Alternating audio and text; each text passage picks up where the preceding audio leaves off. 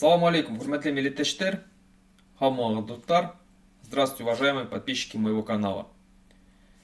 Вчера всю республику Башкортостан, в том числе и всю Россию, облетела новость, что был взрыв, точнее, да, на Уфимском НПЗ. Все СМИ сперва писали о том, что это был удар беспилотника. Потом, скажем так, местные власти, уфимские власти, лично Хабиров заявил о том, что никакого удара беспилотника не было, что это была там внутренняя какая-то авария и так далее. На самом деле это не так, и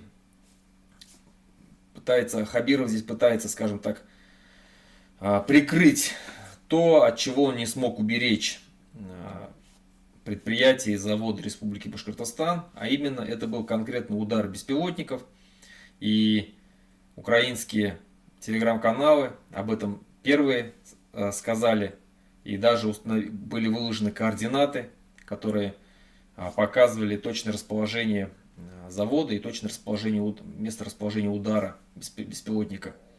Поэтому Хабиров, конечно, может хоть что угодно отрицать и говорить, что не было никакого удара беспилотников, не было никакого взрыва, это было все внутренняя какая-то там авария какая-то, да.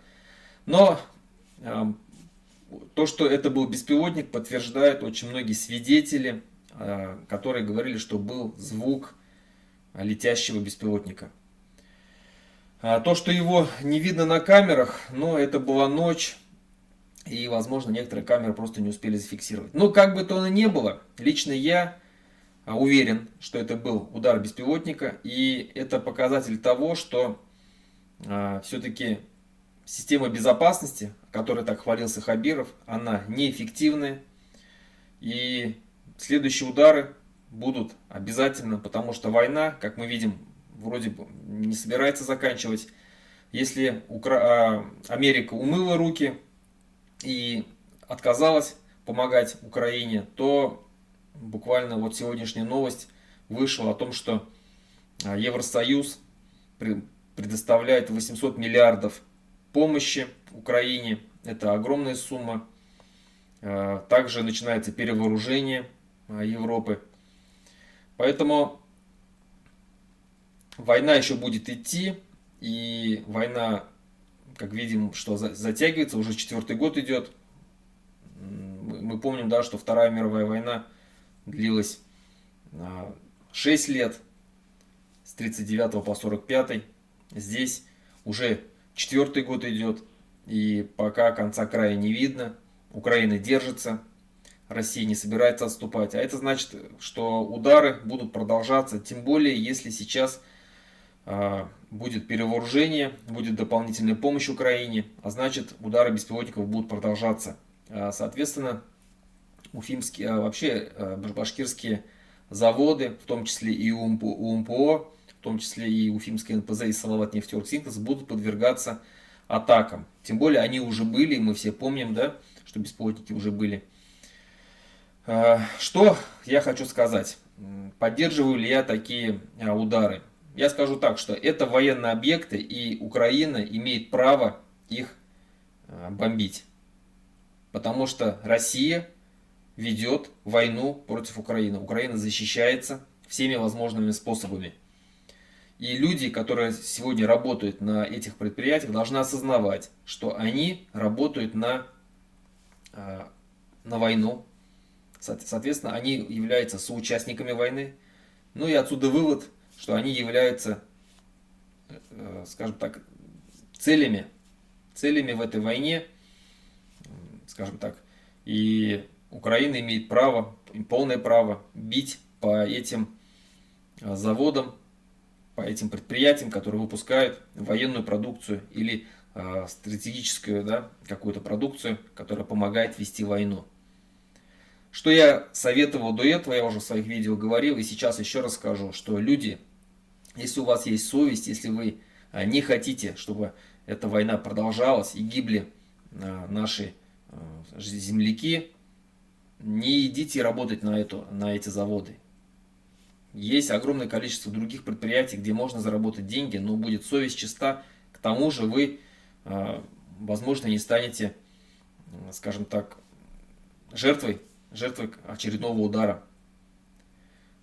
Напомню, что Республика Башкортостан платит огромный налог кровью в этой войне, которую она не начинала. И у нас не спрашивали, хотим мы воевать или нет. У нас просто начали забирать людей, а Хабиров, как верный раб Путина, начал поставлять этих людей. И буквально вот недавно вышла новость, мы видели видео, где Рустам Минниханов, точнее, на встрече с Путиным объявил о цифре, татарстанцев, которые служат сейчас на войне в Украине. Там было 38 тысяч с чем-то. Там, по-моему, 38 140, что ли. Это надо учитывать, что Татарстан, он не рвет задницу, Рустам Минниханов не рвет задницу так, как это делает Ради Хабиров. Мы помним, сколько было поставлено огромное количество всяких добровольческих батальонов, отрядов, полков, как были спущены указания в райцентры поставить столько-то и столько-то людей в контрактников. Как мы помним, как проходила мобилизация, забирали огромное количество людей. Поэтому я считаю, что наши цифры от Республики Башкортостан еще больше. Около, наверное, как минимум 50 тысяч, наверное, сейчас воюет. И именно поэтому у нас такая огромная цифра потерь. Цифра приближается к 5 тысячам. 5 тысяч официально подтвержденных убитых на войне в Украине. Сюда надо прибавить числа, которые не подтверждены, пропавшие без вести. Ну, как тот же самый Горовой, да, дядя Гриша. Все, пропал. И официально не подтверждает, что он умер, но в то же время его не видно и не слышно о нем ничего. Где он, что он, все, ну, значит, где-то сгнил в посадке. Так, сюда надо добавить цифру тех, кто получил увечья, таких тоже исчисляется тысячами люди без рук, без ног, там, без глаза, контуженные на всю голову, в инвалидных колясках и так далее, и так далее. Поэтому Республика Башкортостан платит очень большую цену за войну, которую начал Путин из-за своих личных амбиций, а конкретно, чтобы подольше усидеть во власти и остаться в истории как какой-то там великий правитель, который там вернул земли обратно в эту империю.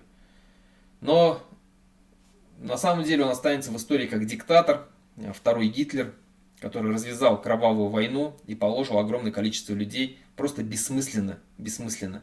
Я не вижу смысла в этой войне, и меня удивляют люди до сих пор, которые там говорят о том, что вот Россия там, на Россию напали, она защищается, что НАТО там продвигается, что это была защита от НАТО, но НАТО за время войны увеличило территорию свою возле России в несколько раз. В нее вошли Швеция, Финляндия.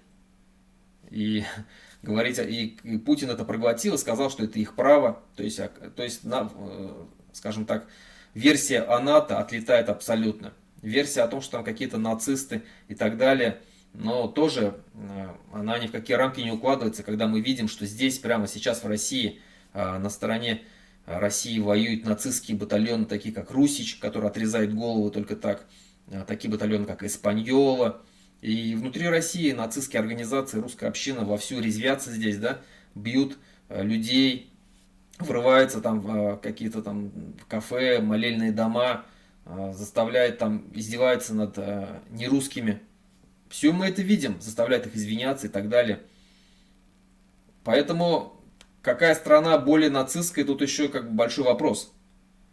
Защита русского языка, как они там говорили, да, что вот русский язык ущемляет. Ну, здесь их граждане в России, такие как башкиры, татары, чеченцы, удмурты, марийцы и другие народы, их язык ущемляется во много раз больше. Но как-то русских это вообще не волнует. Это, еще раз говорю, это война несправедливая, это война захватническая, это война, просто война Путина сперва началась, это была война сперва одного Путина, а сейчас это война всей России, которая поддерживает эту войну, в том числе и тех людей в Башкортостане, которые поддерживают эту войну. Это тоже ваша война. И поэтому, когда к вам летят беспилотники, вы должны понимать, что это ответка. Вы являетесь законной целью для Украины, которая защищает свой суверенитет и не хочет становиться башкирами, татарами, удмуртами, якутами, бурятами, которые сегодня находятся в колониальном положении и как, не знаю, там, сторожевые псы по приказу хозяина из Кремля едут воевать в Украину против людей, которые ничего плохого не сделали. Поэтому удары по беспилотников будут продолжаться, и надо понимать, и надо готовиться к этому. Так что, как говорится, ничего личного, это война. Берегите себя, уходите с этой работы, где вы можете пострадать.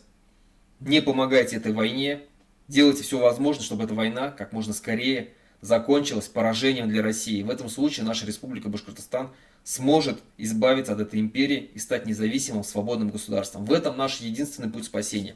Какие-либо другие варианты остаться в этой стране приведут обязательно к нашей гибели, как народа в целом, как всей республики, ассимиляция, манкуртизация.